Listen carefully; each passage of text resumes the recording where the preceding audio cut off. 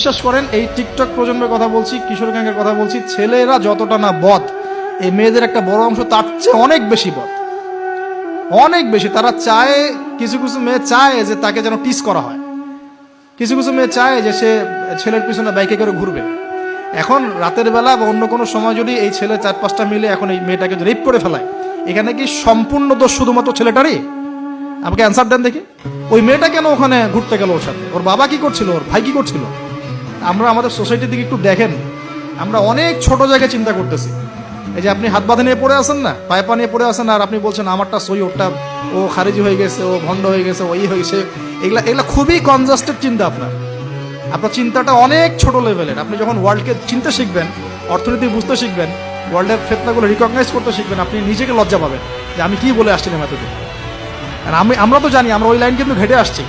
আপনি কোন জায়গায় চিন্তা করছেন, কোন জায়গায় আপনার চিন্তা থেমে যাবে, ওটা আমি জানি। ওর পর থেকে আমি আপনাকে চিন্তা করতে বলতে পারবো। ঠিক আছে, অনেক দ্বীপে আছে।